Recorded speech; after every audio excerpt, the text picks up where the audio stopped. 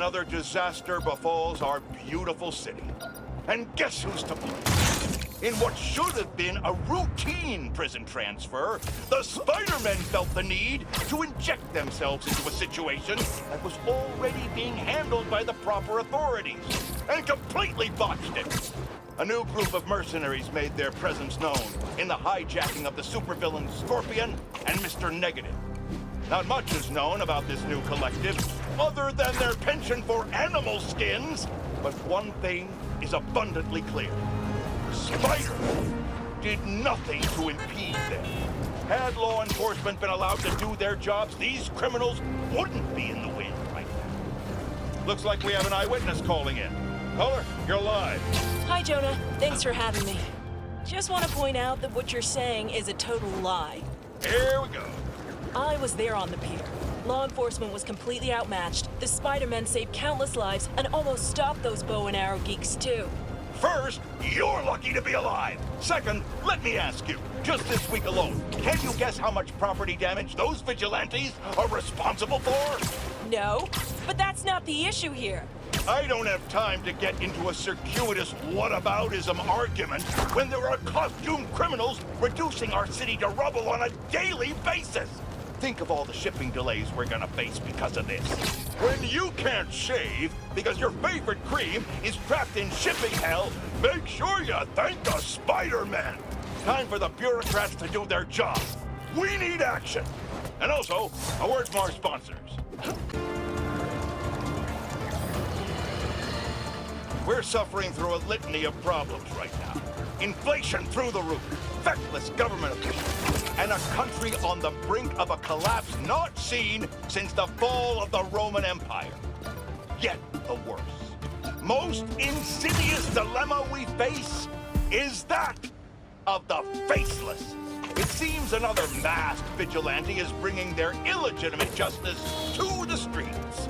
All reports indicate an individual disguised in purple and sporting a take-no-prisoners approach to the illegal activities they perpetrate. Some of you have criticized the Spider-Men for not going far enough. But I can't believe what I'm saying. That's not in their jurisdiction. While they shouldn't be out there in the first place, at least they haven't sworn themselves as judge, jury, and executioner. We have systems in place for this people. If this new hero really wanted to enforce order to the fullest extent of the law, they'd join the police department. Why is it so hard for some people to follow the rules? This is the chaos the Spider-Men inspire. And why must I be the sentinel of statutes? Now, how about some ads? If the reports coming in from Brooklyn are to be believed, these Spider-Men have grown more powerful than we feared. Magic portals, subway cars disappearing off the tracks, fire engines flying through the night sky, and the newer Spider-Man at the center. Webbing and property damage weren't enough. Now we add mystical arts into the mix. Does their desire for destruction know no bounds? I almost feel sorry for this lost soul, groomed for a life of criminality and degradation. Speaking of it, it seems Spider-Man was cohorting with notorious thief, the Black Cat. Their costumes must be cut from the same corrupt cloth. If their entanglement doesn't paint a clear enough picture of Spider-Man's intent, then here's a little story for you. The Spider-Men show up, and the group we now know as the Hunters follow. Clearer now? These Spider-Men are magnets for malefactors. Now, the Black Cat seems to have vanished. Good riddance! If magic is indeed real, then we must hope upon hope that someone out there is using it for good and will erase the stain in our city known as the Spider-Men. May we go one day without another spider incident.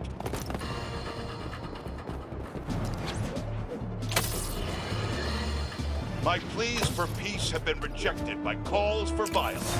From, you know it, Spider-Man. An attack on what was once a destination for enjoyment now stands desecrated and defiled. Our cherished Coney Island was victim to a free-for-all brawl, destroying iconic attractions and history itself. Some of my fondest memories were at Coney Island. My father used to buy me the nickel pop and hot dog combo, and I, like any self-respecting American, would overindulge.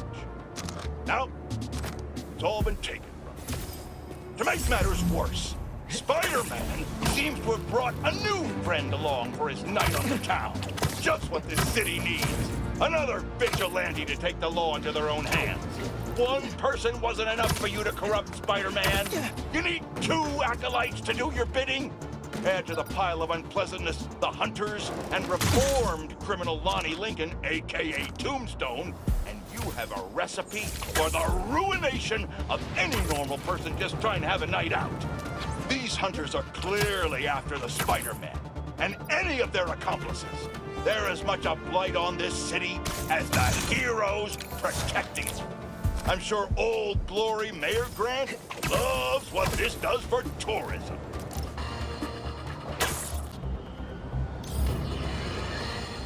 Have you heard the one about the criminal who went to prison and came out a better person?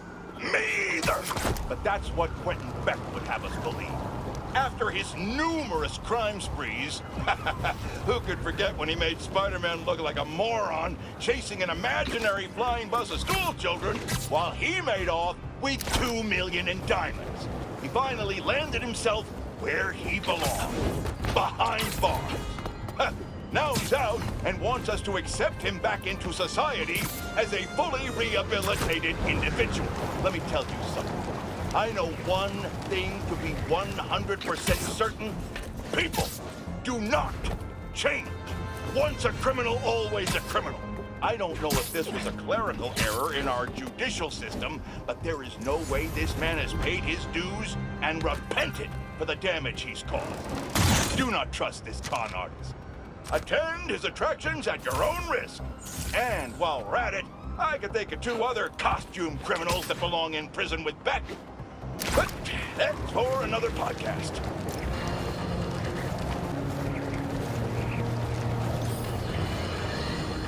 I'm sure you've heard by now that Mac Gargan, the Scorpion, has been found dead. His stinger removed like a trophy. One can only assume this was at the hands of the hunters. Are they doing what the ineffectual Spider-Man won't and removing these dangers permanently? Then again, maybe Spider-Man has finally changed his tune. I, for one, say, let them wipe each other out. They're not making our world a better place, and the less of these mass marauders roaming our streets, the better. When they're gone, we can turn the corner back to simpler times. Wouldn't that be refreshing? I yearn for the days of normal news coverage, when I could attack the real issues, like the tanking economy, or the corruption of our youth, instead of being forced to cover spandex buffoons who make life for the average Joe a waking nightmare. One day, one day. Is it Fashion Week? Spider-Man seems to think so, debuting an all-new black costume. But, dear listener, if this tiger has changed his stripes, he is still very much a menace. In a heated battle with the hunters, Spider-Man left Queens in shambles, destroying private property and making his problem everyone else's. This fight escalated, cascaded, and culminated in a chase on the East River with his partner, Spider-Man Jr., joining the fray to create more chaos. Eyewitnesses are indicating they spotted a giant lizard in the river. Let's hope it's not the lizard. That would only prove my point. Rehabilitation is a myth, a fantasy, a joke. They go away and come out the revolving door. Nothing's changed, except they know what mistakes not to make next time. Call me cynical, but I'd rather be cynical and safe than naive and deceased. It's okay to admit that some people are just bad. We as a society need to have a collective reckoning with the notion of hero. As I warned, A monster we were told was cured has returned to wreak havoc, and Spider-Man failed to protect us. Once again, Dr. Kurt Connors, the Lizard, rampages through our streets. The good doctor dragged Spider-Man around town in one of the most pathetic displays of heroism I've ever witnessed. Was it heroic to destroy priceless artifacts in the museum? Was it heroic to demolish city blocks, damaging infrastructure, and costing taxpayers millions? What about the dozens of law enforcement officers injured trying to solve a problem Spider-Man created? Of course, he wasn't alone in this panoply of parlessness. The hunters continue to run roughshod, unchecked and unheeded. The level of devastation brought upon the denizens of this fair city is too much to bear. We've had enough! When will our elected officials step up and do their jobs? We can't keep waiting! By then, it will be too late.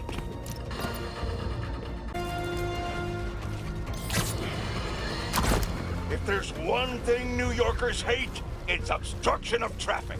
And right now, due to certain webheads, I'm being forced to podcast from my car because they thought it would be hilarious to cave in the Queensboro Tunnel in a skirmish with the hunters.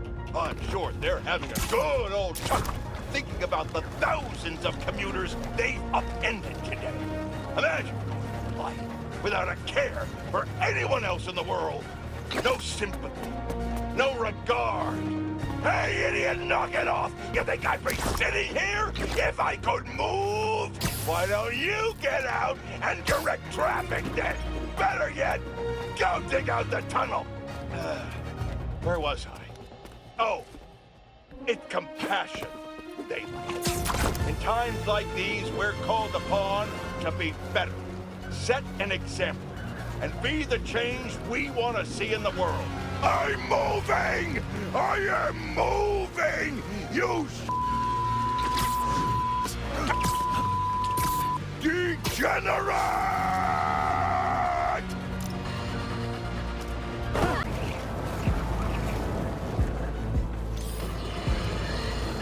In the midst of the most unprecedented time in modern history, a hero rises to change his costume?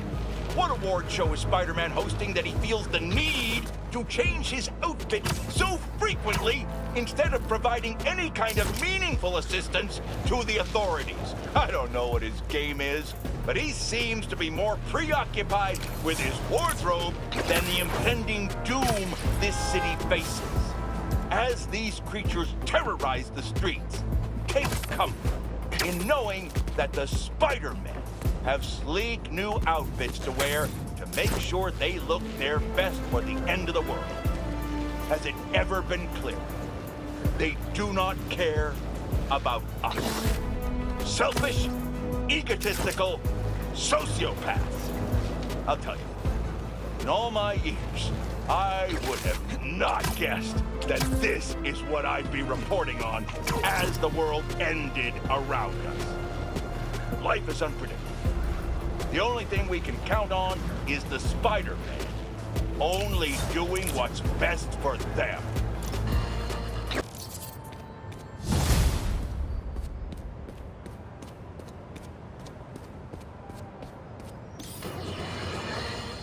Allow me to set the stage. A train line in Brooklyn, presumably precious containers carrying commodities that we rely on. Spider-Man. And that new vigilante. Oh, did I just spoil the play? Can you see where this is going? I feel sorry for anyone awaiting a shipment today. It's not coming. You know who to thank. Explosions rocked the line. Trains were derailed, almost colliding with an apartment complex. A local community group was injured. The followers of the flame, I'm not here to judge, were mercilessly attacked by Spider-Man. From the rumblings I've heard, there's a new commando in Spider-Man's army. They go by Wraith. Now, I can't say for certain, what the inciting incident was. But I find it hard to believe these followers were there to cause harm. More than likely, they were having a peaceful ceremony. Perhaps they could have chosen a different location, but who is Spider-Man to come in and break it up?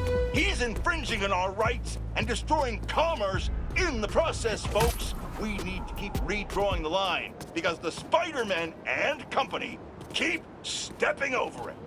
What's the next freedom you expect Spider-Man to threaten? Huh. I'm awaiting your call.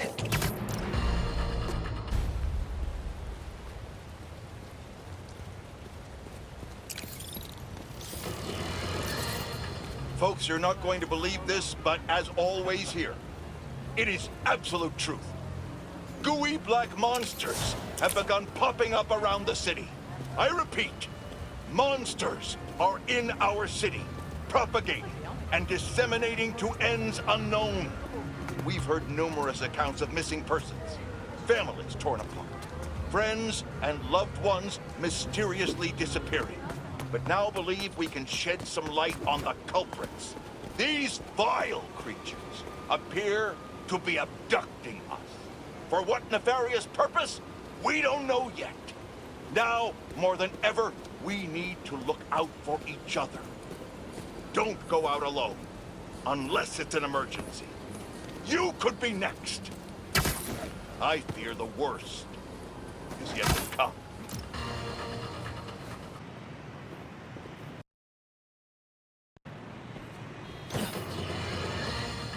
Can you smell the change in the air? It's fresh and clean. A new day for this world. Staring down the face of the apocalypse offers a new perspective on life. Time to let go of old grievance. Rearrange priorities. While the world waited with bated breath to see if they would be next. New York stood tall and held the line. We did not acquiesce. After we take a moment to celebrate the freedom we fought so hard to retain, we must then turn our sights to the people responsible for putting us in harm's way to begin with. I'm talking about Oscorp and, of course, the Spider. You're going to hear a lot of conflicting reports and lies surrounding the events of last week, but let me assure you, this is still just the facts here. So let's lay them out. Spider-Man was seen wearing a black suit. Then a monster appears wearing a similar suit. Then our proud city is overrun by similar monsters. Oscorp is claiming it's Spider-Man's fault for stealing Oscorp's research. That doesn't surprise me. But Oscorp needs to be held accountable for creating these damn creatures in the first place. This is what happens when corporations try to play God and individuals overreach. Of course, hoping for legal ramifications for wrongdoers is like hoping for an ice cream shop in the desert. We must not forget where the blame lies. We can't forgive evil. But for now, enjoy life. We're lucky to have it.